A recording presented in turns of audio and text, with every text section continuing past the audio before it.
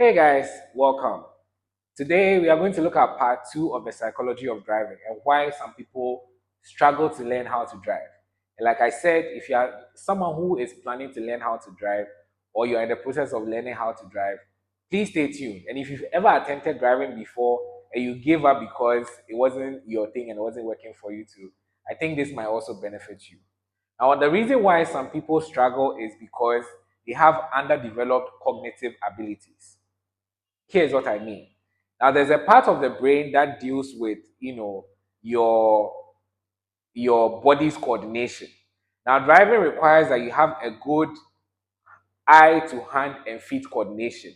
Your mind should be so in tune with your body that you should be executing things on command.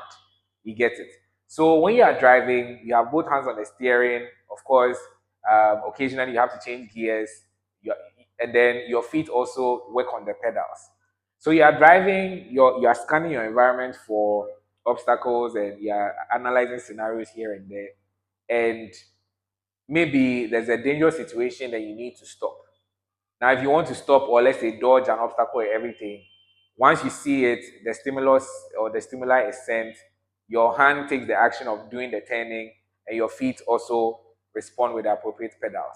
Now, for some people, their cognitive abilities are very poor.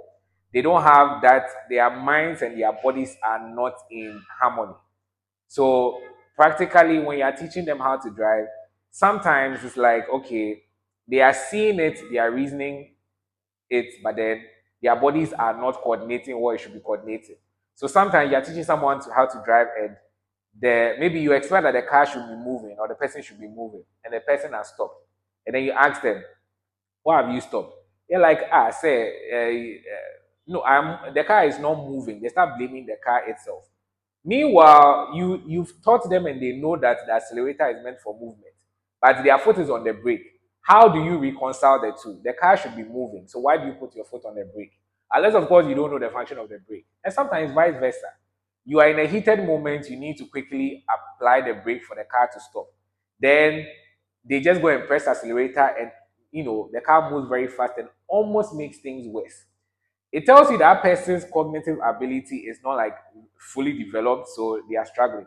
So it takes time for the mind to be in harmony with your body so that you can act on impulse.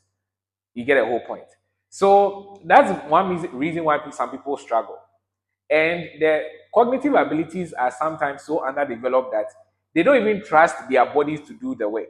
So some people, when they are driving, instead of them to focus on the road, they are looking at their hands doing the steering. What are you looking at your hands for? Your hands can literally turn left and right without you looking at your hands do the work. It's actually, it doesn't even make any sense. Some people, while they are sitting down driving, they want to see the front of the car. So you see them constantly stretching. If you sit well and relax, you can just look straight and you see the road ahead of you.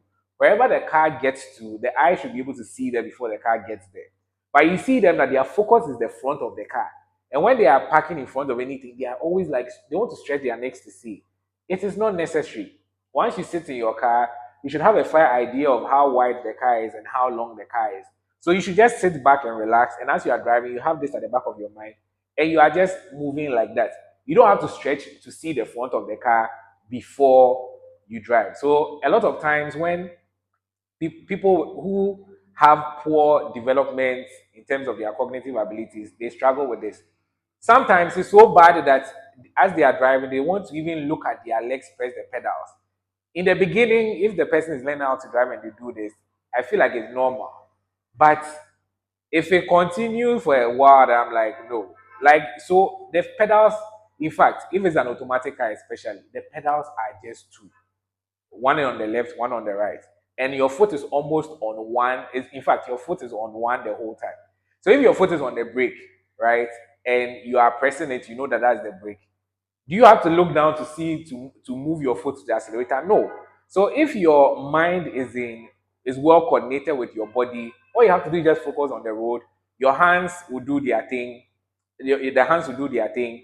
The foot will also do its thing, and you don't have anything to worry about. But those that, like I said, I mean, the cognitive ability is disjointed. They like, yeah, the body is not in harmony, so always have to look at themselves do the thing. Now imagine someone walking and then you see they have to look at their legs take the steps as they are walking. It looks very absurd, right? It's the same thing. When you are driving, you don't need to look at your hands, do the steering, and look at your feet, press the pedals. It gets to a point where you need to know that okay, this is how the steering wheel works. You turn when you need to, and then trust your feet to do the work. As long once you know where the pedals are. So it's same thing with playing tennis or any type of sport. Let's say for tennis like this, when you see them playing hitting the balls with their bats, do you look at they don't do they have to look at their hands, hold the bat and hit the ball back? No. When the ball is hit, they just look at the ball, position themselves well, whether they will stretch or whatever, hold the bat and hit it back. So that's basically trusting your body to respond anytime you are taking any activity. And same applies to driving. You see, sometimes you are driving the heat of the moment, you are supposed to apply brake. Then sometimes you mistakenly go and apply accelerator. Then when someone asks you why, you're like, oh, in my mind I thought I was pressing brake and not accelerator, and vice versa. So you need to be sure of what you are doing and then make sure that your mind is in harmony with your body, taking all the necessary steps as you are going. You have to just trust your body to do it. And it takes some time for development. Now, there are some activities that help you to achieve cognitive um, maturity or cognitive development as a person. And a lot of it boils down to the activities that you partook in whilst you were growing up. So, usually, any activity that involves being able to navigate. So, people who like playing video games, or it helps. Riding bicycles also helps. It helps to improve that capacity of your brain to basically navigate. And yes, and so many other activities. Some also use driving simulators before they actually get on the road to drive. Anytime you are doing such activities or partaking in such activities, it develops that part of your brain to help coordinate stuff anytime you are driving. So take note of this as a driver or someone who aims to drive. Let me know if you found this video beneficial. Drop some comments in the comment section. Bye for now. See you soon, and adios.